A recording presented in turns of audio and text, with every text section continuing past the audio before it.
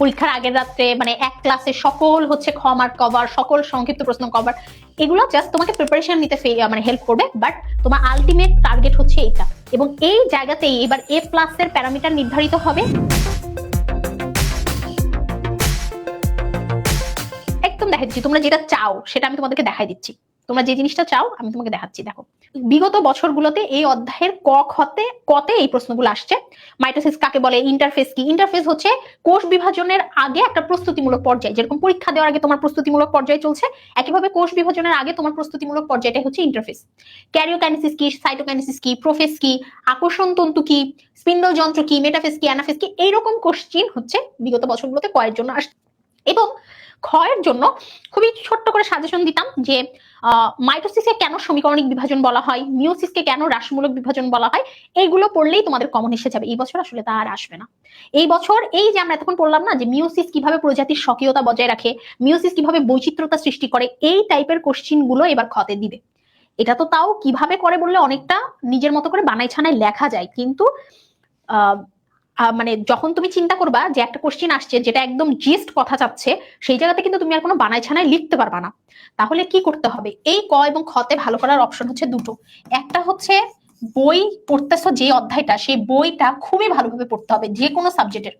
এবং 2 নম্বরে যে কাজটা করতে হবে, গাইড থেকে খ যতগুলো আছে ততগুলো সব পড়ে ফেলতে হবে।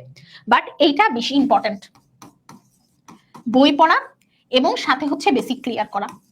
এই দুটো ঘটনা যদি তুমি একসাথে কম্বাইন না করতে পারো, এইটা শুধু পড়ে জীবনেও কমন আসবে না। সাজেশন ফলো করা, পরীক্ষার আগের রাত্রে মানে এক ক্লাসে সকল হচ্ছে খ মার্ক কভার, সকল সংক্ষিপ্ত প্রশ্ন কভার, এগুলো জাস্ট তোমাকে প্রিপারেশন নিতে মানে হেল্প করবে, বাট তোমার আলটিমেট টার্গেট হচ্ছে এইটা।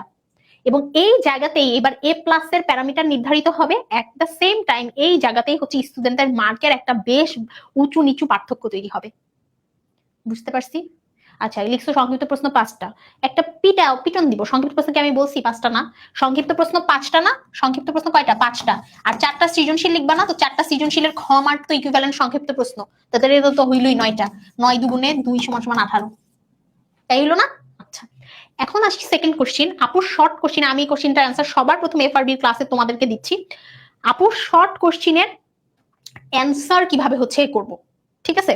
মানে কয় পেজ লিখবো, কতক্ষণ লিখবো, একদম সহজ এবং স্পষ্ট হিসাব বোঝো।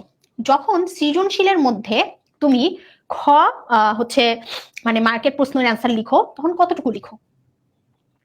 1 পেজ বা 1.5 পেজ, এর বেশি তো কেউ লিখো না। লিখো হাফ পেজ, লিখে হয় না। হাফ পেজ অনেক কম, তাহলে লেখা অনেক ছোট। 1 পেজ লিখতে হয়, 1 পেজ না লিখলেও প্রায় 1 পেজের কাছাকাছি লিখতে হয়। শুরুর দিকের কোশ্চেন গুলোতে আমরা 1.5 পেজও লিখি। সো এই যে আমরা 1.5 পেজ লিখবো, এই সেম জিনিসটা আমাদেরকে সংক্ষিপ্ত প্রশ্নের ক্ষেত্রেও ফলো করতে হবে। সংক্ষিপ্ত প্রশ্ন যে 5টা আসবে, সেই 5টা লেখার জন্য টাইম হচ্ছে গ্রুপ সাবজেক্টের ক্ষেত্রে আসলে 30 মিনিটস। 30 মিনিটস টাইম মানে 30 ভাগ 5 = হচ্ছে 6 মিনিট করে একটা কোশ্চেন লেখার জন্য টাইম। এই 6 মিনিটে তুমি যতটুকু লিখতে পারো ততটুকু লিখবা। আই বিলিভ 6 মিনিটে 1.5 পেজ তো তুমি লিখতে পারবাই, বাট কিছু কিছু স্টুডেন্ট থাকবে 6 মিনিটে কিন্তু 2 পেজও লিখে দিবে। সো তুমি যদি 2 পেজ পারো তুমিও লিখবা, কোনো সমস্যা নাই। সৃজনশীলে খ মার্ক একটু ছোট লিখলেও যখন সংক্ষিপ্ত প্রশ্নে 2 মার্ক লিখতেছি, সেটা আমরা একটু বেশিও লিখতে পারবো, কোনো সমস্যা নাই। কারণ ইটস অল অ্যাবাউট পরীক্ষার হলে তোমার সামনের স্টুডেন্টরা যদি বেশি লিখে ফেলায়, তাহলে টিচার ওকে বেশি মার্ক দিবে। ওর খাতা দেখার পর তোমার খাতা দেখলে মার্কটা কমে যাবে তোমার। হ্যাঁ, আচ্ছা, সৃজনশীল লেখার জন্য আমরা বায়োলজি, ফিজিক্স, কেমিস্ট্রি, ম্যাথ মানে হায়ার ম্যাথ এগুলোতে 30 মিনিটস করে পাই এক একটা।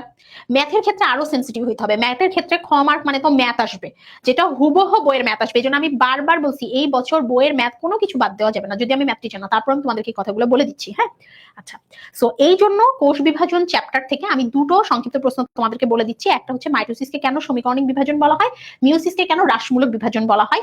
এছাড়াও আরো ছোট ছোট অনেক কোশ্চিন, যেরকম হচ্ছে অ্যামাইটোসিস বলতে কি বুঝো, মাইটোসিস কোথায় ঘটে, মিওসিস কোথায় ঘটে, এরকম কোশ্চিনও আসবে।